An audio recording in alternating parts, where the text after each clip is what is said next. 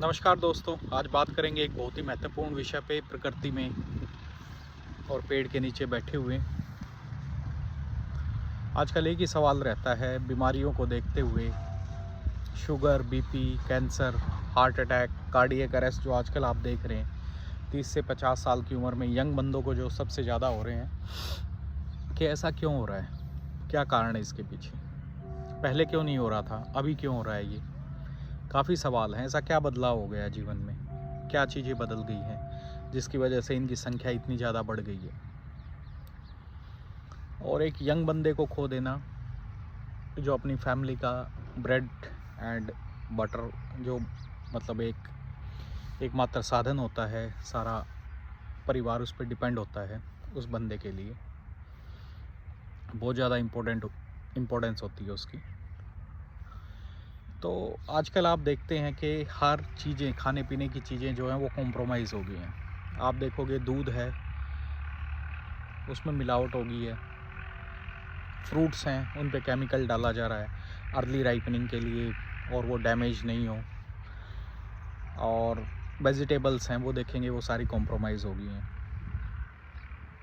आजकल रिसेंटली आपने देखा होगा अंडों के अंदर कुछ केमिकल्स पाए गए हैं जिनकी वजह से कार्सिनोजन यानी कैंसर कॉजिंग फैक्टर्स पाए जाते हैं, उसकी वजह से होता है। तो इसके लिए क्या समाधान है इन चीज़ों का। एयर क्वालिटी इंडेक्स है कई जगह इतना ज़्यादा कॉम्प्रोमाइज़ हो गया, सांस की दिक्कत होने लगी है। तो कहाँ पे पहले लोग बोलते थे शहरों की बीमारी है, शुगर, बीपी, थायराइड, मोटापा ये शहरों की बीमारी है, गाँव में नहीं है। और आजकल आप गाँव में देखोगे एक घर छोड़ के दूसरा घर छोड़ के आपको पता चलेगा कि वहाँ पे भी शुगर है, बीपी है, हार्ट के पेशेंट्स हैं, दवाइयाँ चल रही हैं। ऐसा क्यों हो गया है? ऐसा इसलिए हुआ है क्या, जितना हम प्रकृति से दूर जा रहे हैं। प्रकृति से दूर जाने का मतलब क्या है, कोई आदमी अपना काम नहीं छोड़ सकता, काम तो उसको करना ही पड़ेगा। लेकिन अगर आपको अपॉर्चुनिटी मिली है, आप गांव में हैं या आसपास ऐसे रीजन में हैं, तो एक छोटा सा एग्जांपल मैं देता हूं कि कितने लोग अभी भी नीम की दातन करते हैं या कीकर की जो दातुन होती है वो कितने लोग अभी भी करते हैं गाँव में। शहरों की बात छोड़ दीजिए, वहाँ पे तो आपको पेड़ भी नहीं मिलेंगे, कम मिलते हैं, बहुत दूर होते हैं। तो गांव में भी कितने लोग, मुझे नहीं लगता 10 से 15% लोग भी इस रूटीन को फॉलो करते होंगे, नहीं हो पाता। सारे डिपेंडेंट हैं केमिकल्स पे, माइक्रो प्लास्टिक, या आजकल जो आपको पता चल रहा है, या फिर ऐसी कुछ चीज़ें जो स्टडीज़ अभी हुई ही नहीं है, पता ही नहीं है हमें, आने वाले 10-20 साल पता चलेगा ये जो चीज़ें हम फॉलो कर रहे थे ये सारे इतने डैमेजिंग और फैक्टर्स थे। अब एक दातुन की अगर आप गूगल करके देखेंगे फॉरेन कंट्रीज़ में ये इतनी कॉस्टली है, डॉलर्स में ये मिल रही है। 100 से ऊपर, 200 से ऊपर इसकी एक दातुन की कॉस्ट है। और यहाँ पे आप एक दातुन को छोटे छोटे भागों में डिवाइड करके 3 या 4 दिन आप इसको यूज़ कर सकते हैं, पानी में डाल के इसको रख सकते हैं। अगर पेड़ आपसे काफ़ी दूर है और डेली अवेलेबल है तो आप डेली फ्रेश भी यूज़ कर सकते हैं, क्योंकि इनके अंदर जो चीज़ें हैं, केमिकल्स हैं, जो नेचर है, बेसिकली क्या होता है, जो चीज़ें हमारे नियर बाय होती हैं, जैसे अब हम हरियाणा स्टेट से हैं तो आपके नियर बाय कौन सा फ्रूट है, कौन सी चीज़ें, वो ज़्यादा इम्पोर्टेंट है रेदर दैन के आप हरियाणा से नहीं हैं और यहाँ पे नारियल पानी अपने यहाँ नहीं होता तो आप नारियल पानी के पीछे ही दौड़ें। नहीं, ऐसा नहीं है। हेल्थ को रखने के लिए आपके आसपास क्या है, जैसे आपके आसपास बाग हैं, अमरूद हैं, तो अमरूद आपको वहाँ सस्ता मिलेगा तो अमरूद यूज़ कीजिए। अभी गाजर मूली का सीज़न है, गाजर मूली सस्ती है, 10 रुपये आपको मिल जाती है, 10 रुपये मतलब आम मिलती है, इकट्ठी ले तो 5-7 रुपये भी आपको मिल जाती। सिलगम है, ये फ्रूट्स हैं जो रूटीन के आपको यूज़ करने चाहिए, जो हमें यूज़ करने हैं, रेदर दैन के हम दौड़ते रहते हैं नहीं कीवी खाना है, ऐसा नहीं है। कीवी हमारा यहाँ लोकल का फ्रूट ही नहीं है, बाहर से आता है। बाहर से आएगा तो डेफिनेटली आपको उसकी मैन्युफैक्चरिंग का पता ही नहीं चलेगा, मैन्युफैक्चरिंग का हमें पता नहीं चलेगा वो कैसे उसको बना रहे हैं, कैसे उसको प्रोड्यूस कर रहे हैं, कौन से केमिकल्स यूज़ कर रहे हैं उसको राइपनिंग के लिए, उसकी स्टोरेज के लिए, ये सारी चीज़ों के लिए।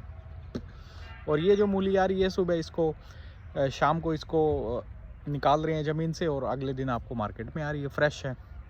ऑप्शन है, सुबह निकाल रहे हैं, शाम को मार्केट में आ रही है, बिल्कुल फ्रेश है। आपके पास इन चीज़ों का ऑप्शन है, ये आप देख सकते हैं और यूज़ भी कर सकते हैं। अमरूद है, अमरूद तोड़ा जा रहा है, लाया जा रहा है, अब केले हैं, हरियाणा में कहाँ केले उगाए जाते हैं? तो कहाँ से आ रहा है? बाहर से आ रहा है। सेब है, कहाँ से आ रहा है? बाहर से आ रहा है। तो डेफिनेटली ऐसी चीज़ों को प्रिजर्व भी करना पड़ेगा। इसके पीछे मल्टीपल फैक्टर्स हैं। जो लोग इसकी वहाँ पे जो लोग इसको प्रोड्यूस कर रहे हैं वो भी नहीं चाहेंगे कि भाई इनको डैमेज हो। तो कुछ चीज़ें स्टोरेज के दौरान, प्रिजर्वेशन के दौरान, प्रोडक्शन के दौरान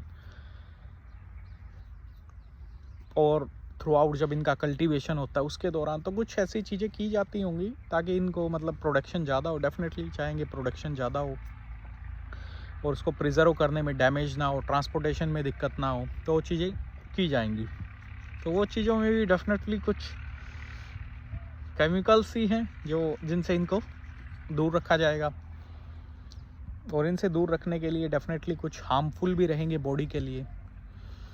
अब जो चीज़ जीवों के लिए है, आपको लगता है, तो वो कहीं ना कहीं, जैसे मैं बता दूं, ज़्यादा से ज़्यादा स्टडीज़ जो हैं, लैब की जो स्टडीज़ होती हैं मेडिकल साइंस पे, आप देखेंगे कहाँ पे की गई हैं? चूहों पे की गई हैं।